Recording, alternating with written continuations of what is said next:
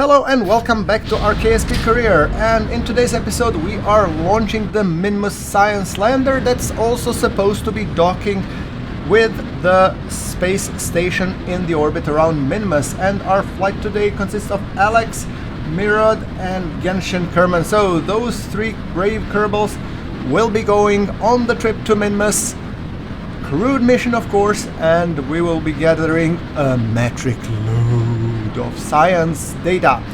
So I'm hoping that at least 200-300 data. Normally, if I was not playing with Kerbalism, they would be gathering 1,500 of data at least, because this is supposed to be a hopper. So it will go to Minmus and hop the science out of it. However, I don't know if we will be hopping the science out of it in this episode, or we shall be just going all the way up to Minmus and docking with the Minmus space stations, thus completing the contract for the Minmus resupply mission, because I think it's kind of important that we do it. Right. So, as we are saying, we will be circularizing rather soon. And the whole episode is a little bit accelerated because, you know, I've figured out that actually accelerated episodes work nicely as long as the boring parts are cut out. So let me know what you think in the comments below. I know you guys like accelerated buildings, but also some accelerated flights. If it's moderately accelerated, I think it will be nice, so that basically you really don't need to see the, you know, spacecraft in the air for another 20 minutes. Now, do you? Yeah, right. Well, if you do, let me know. I mean, I want to know, obviously. So, we have extended the antennas and we have extended the solar panels. So, we are just now waiting to engage the engines and go. One, go, and decouple. There we go. We went from mighty SpaceX engine to the Poodle engine, which is a little bit, you know, very low on thrust. I think is 0.40 something. So, however, regardless, let's just kick in the load of experiments and see if we can gather as much science as possible, while we're obviously still in Kerbin communication range. So that will actually ensure that we circularize properly, of course, in the 100-kilometer orbit. Beautiful shots, there we go, and a little tilt and we are orbital. Beautiful. Right, so let's just, yeah, as I said in this episode, I think this was one of the last episodes where I'm using remote tech, and I'm just aiming for Minmus, and let's correct the inclination, make sure that we do a burn, and then we will be doing the ejection burn towards Minmus. So, correcting the inclination, and let's warp to the maneuver node, and then we shall be executing the inclination change, which will all happen in 1 minute, as indicated by our Kerbal alarm clock, or more accurately, now. Go, go, go! There we go. So, we have everything here. Good. I'm just checking if we can transfer all the science data into the command capsule, because, well, we want to have as much data as possible. Right. So that's the inclination fixed. Let's set up the maneuver to, you know, encounter Minmus. There we go. We're close. And there we go. We have a periapsis around Minmus. A little bit more fiddlage and we will be ready to burn in 1 minute and 25 seconds. What a beautiful sight. All right. Beautiful. Now, with that thing being said, the burn will be starting in 10, 9, 8, 7, 6, 5, 4, 3, 2, 1, ignition. And since it's a longer burn, you can enjoy and appreciate the beautiful views that we can have.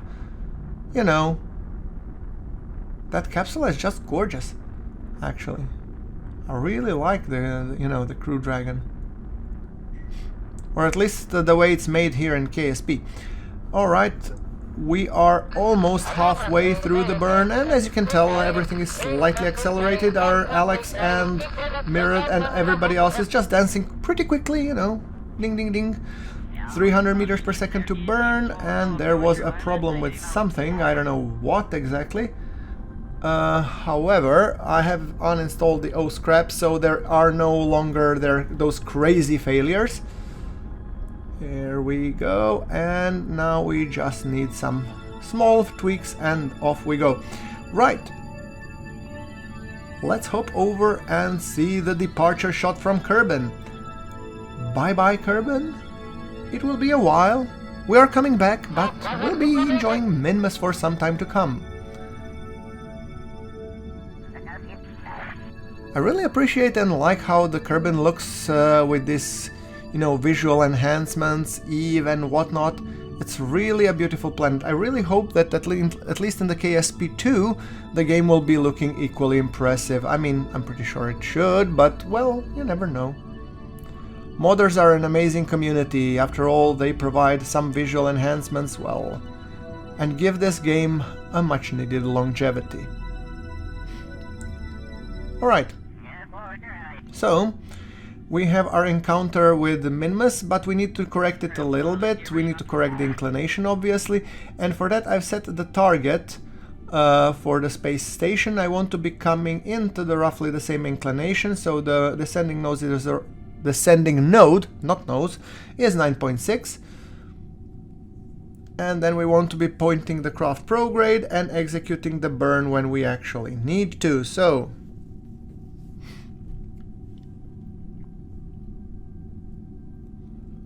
three, two, 1, and let's go. We have another 10 seconds until we initiate the burn. Oh, actually make it 3, 2, 1, go! There we go.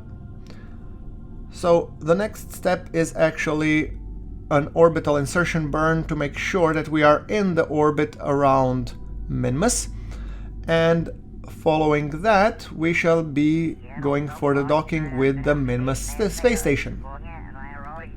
I'm pretty sure the crew would be really happy to see everybody there. Right, so there we go. We have decoupled the transfer stage because there really was no any more fuel in it. So there we go. Let's just quickly align, make sure that we match the inclination, and then we shall be proceeding to Minmus. So hello, Minmus.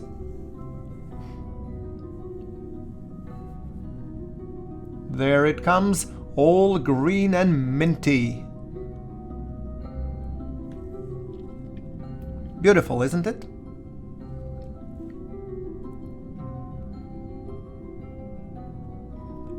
Alright, so with the Minmus coming into view at any time, I'm expecting to have my orbital insertion burn. As it says, 2 minutes 30 seconds. The burn should take 27 seconds, so it's not that long. I mean, these small landing engines are much more powerful than the Poodle. However, they have a different intention. These are the landing engines, while the Poodle is a vacuum engine. So the vacuum engines don't have that, you know, powerful thrust, but they don't need to. For their most important attribute is actually fuel economy. So the higher ISP or specific impulse they have, the better they are. So 215 meters per second, which we should be burning in roughly 1 minute. I think I'm gonna be kicking a little bit extra afterburners to make sure that this happens correctly. So here we go.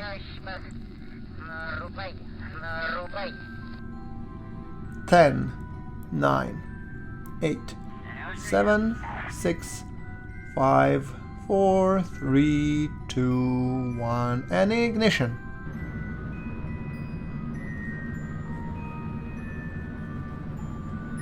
All right, beautiful. 100 meters per second to go.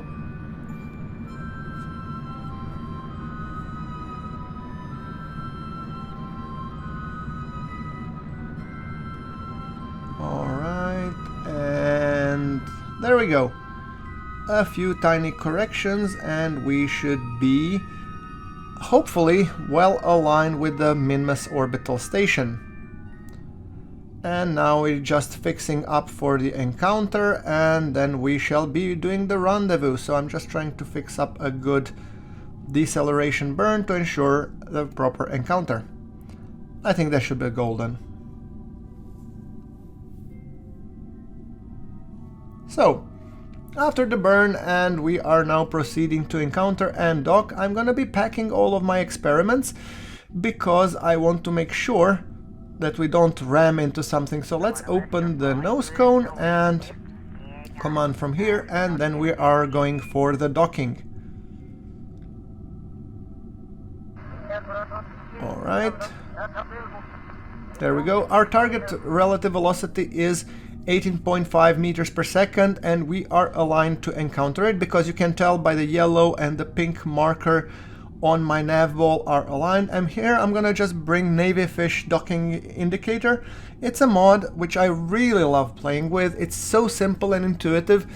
I mean, initially it takes a while until you get the hang of it, what each of the lines means, but once you get a hang of it, it's amazing. So yeah, I'm closing in. So basically what you want to be having is that green lines should be in the center with the yellow line in the center and the orange ticker right in the middle. So right now what I'm doing is I am pointing retrograde, so obviously my orange marker representing the nose or my direction where I should be heading, or not actually the direction, the orientation of my craft. So you will see it now. This orange ticker is the orientation of my craft relative to the targeted port. So you want that they are exactly aligned, otherwise we would have a misalignment.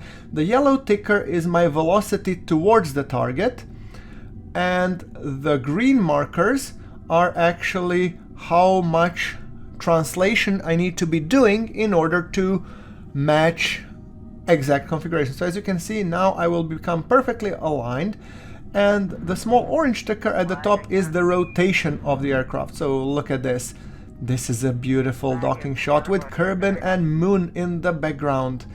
Amazing. So as you can see, we are well aligned, and then you have the distance, which is the absolute distance, and then the C distance, which is like, you know, a distance only on one axis, and then you have the C velocity, which is the relative velocity between the target and the station. So really amazing mod. Thank you so much, Navy Fish, for designing it. So there we go. Velocity, we're just reducing it carefully for a nice smooth dock. Right, so with that thing being said, the crew is now, we have been successfully docked with the space station, and as you can see, the crew can go transfer and talk all willy-nilly. They can have some snacks on board until we get to the time where we need to actually go and science the bananas out of Minmus. That's right. Alright, with that thing being said, I'm just gonna go transfer Terry Griffin into the science bay because she wants to just, you know, check out how's the science is going and what do we need to do. So perfectly, let's board the vessel, will you?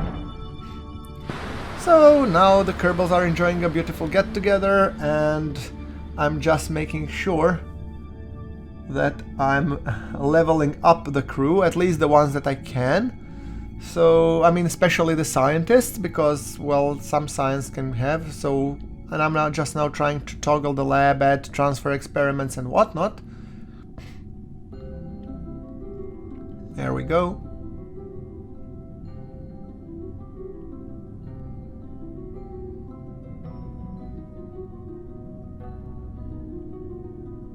And final thing that I want to be doing is transferring the fuel in the vessel. So let me just enable the tank, enable the cross feed,